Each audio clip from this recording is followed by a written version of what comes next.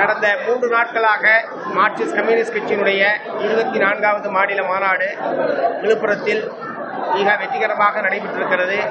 B for victory என்று சொல்வார்கள். விழுப்புரத்தில் நடைபெற்ற எங்களுடைய கட்சியினுடைய 24வது மாநில மாநாடு மிக வெற்றிகரமாக தன்னுடைய நோக்கத்தை நிறைவேற்றி இருக்கிறது என்பதை நான் தெரிவித்துக் கொள்ள விரும்புகிறேன்.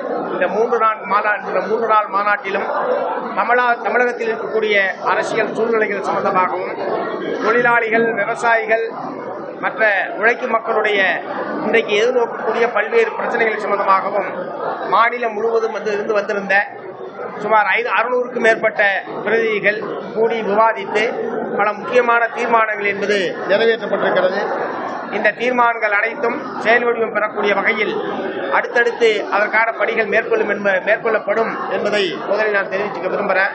குறிப்பாக இன்றைக்கு மதவெறி பிஜேபி அரசு, ஒன்றிய அரசு மதவெறி மட்டுமல்ல, மாநில அரசாங்கங்களுடைய அதிகாரங்களை பறிப்பது, மாநிலங்களுக்கு நிதி ஒதுக்கீட்டிலே பாரபட்சம் காட்டுவது, மாநில அரசியல் சாசனம் வழங்கி இருக்கக்கூடிய அடிப்படை உரிமைகளுக்கு மாறாக நடந்து கொள்வது போன்ற மக்கள் விரோத நடவடிக்கைகளில் தொடர்ந்து ஈடுபட்டு வருகிறது. ஒன்றிய பிஜேபி அரசனுடைய இத்தகைய கொள்கைகளுக்கு எதிராக மார்க்சிஸ்ட் கம்யூனிஸ்ட் கட்சி வலுமிக்க போராட்டத்தை தமிழகத்திலே முன்னெடுப்பது என்று நாங்கள் தீர்மானித்திருக்கிறோம் என்பதை முதலில் நான் தெரிவிச்சுக்க விரும்புகிறேன்.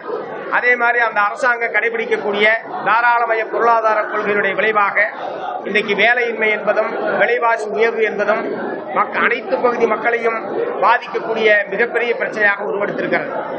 வேலை தருவோம் என்று சொன்ன பிஜேபி ஆட்சியில் வேலை வழங்குவதற்கு பதிலாக வேலையில் இருப்பவர்களை வீட்டுக்கு அனுப்புவது, வேலை வாய்ப்பை பதிப்பது என்கிற எதிரான கொள்கையைத்தான் அவர்கள் இன்றைக்கு கடைபிடித்துக் கொண்டிருக்கிறார்கள். ஆகவே எல்லா துறைகளிலுமே நிரந்தர வேலை வாய்ப்பு என்பதற்கு பதிலாக ஒப்பந்த தொழிலாளர்கள், வெளிமுகமை, நிரந்தர பணி என்பதே இனிமேல் அரசு துறையில இருக்காது என்கிற அளவுக்கு மிக மோசமான ஒரு பொருளாதார கொள்கை அவர்கள் கடைபிடித்துக் கொண்டிருக்கிறார்கள். இந்த உழைக்கும் மக்களுக்கு எதிரான பொருளாதார கொள்கைக்கு எதிரான எங்களுடைய போராட்டம் தொடர்ந்து மேற்கொள்வோம் என்பதை இந்த நேரத்தில் தெரிவிச்சுக்க விரும்புகிறேன். தமிழ்நாட்டை பொறுத்தவரை மதவெறி சக்திகளை எதிர்ப்பதில் திராவிட முன்னேற்ற கழகத்தோடு மார்க்சிஸ்ட் கம்யூனிஸ்ட் கட்சி தொடர்ந்து பயணிக்கும் என்பதை நான் இந்த நேரத்தில் தெரிவித்துக் கொள்ள விரும்புகிறேன். அதே நேரத்தில் தமிழ்நாட்டில் நவீன தாராளமய கொள்கையை அமல்படுத்துவது என்கிற பெயரில் மக்களுடைய வாழ்க்கையை, வாழ்வாதாரத்தை பாதிக்கக்கூடிய வகையில் மாநில அரசாங்கம் எடுக்கக்கூடிய நடவடிக்கைகளுக்கு எதிராக ஜனநாயக பூர்வமான முறையில் எங்களுடைய போராட்டம் தொடரும் என்பதையும் இந்த நேரத்திலே தெரிவித்துக் கொள்கிறேன்.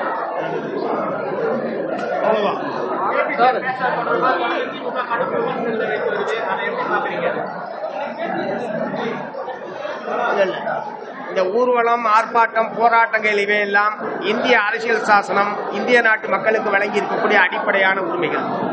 இந்த அடிப்படையான உரிமைகளை மறுப்பதற்கு எந்த அரசாங்கத்திற்கும் உரிமை கிடையாது.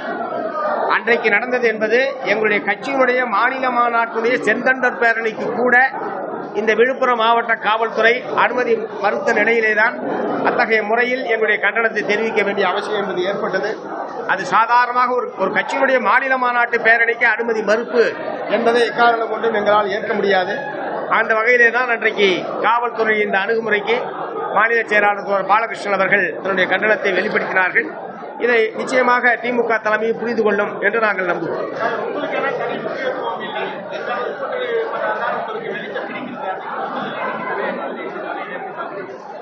திமுகவோட பல நேரத்தில் நாங்கள் உறவாக இருந்திருக்கோம், பல நேரத்தில் எதிர்வரிசையில் இருந்திருக்கோம், வேறொரு அணியில் இருந்திருக்கோம். அதனால இவங்களால தான் எங்களுக்கு வெளிச்சம் கிடைக்குது என்பதெல்லாம் ரொம்ப அதீதமான வார்த்தை. நிச்சயமாக மார்க்சிஸ்ட் கம்யூனிஸ்ட் கட்சி தன்னுடைய பலத்திற்கேற்ப மக்கள் நலன் சார்ந்த பிரச்சனைகளில் சமரசமற்ற போராட்டத்தை நாங்கள் நடத்துவதன் மூலமாகத்தான் தமிழகத்தில் மார்க்சிஸ்ட் கம்யூனிஸ்ட் கட்சி மக்கள் மத்தியிலே செல்வாக்கு பெற்ற கட்சியாக இருக்கிறதே தவிர ஏதோ திமுகவுடைய வெளிச்சத்திலே தான் மார்க்சிஸ்ட் கம்யூனிஸ்ட் கட்சியை செயல்பட்டுக் கொண்டிருக்கிறது என்கிற முறையில் திமுக தலைமை சொல்வது என்பது பொருத்தமல்ல. அந்த மாதிரியான ஒரு செய்தி முரசொலி பத்திரிகையிலே அவர்கள் வெளியிட்டிருக்கிறார்கள். அது பொருத்தமானதல்ல என்பதை தெரிவிக்கிறார்.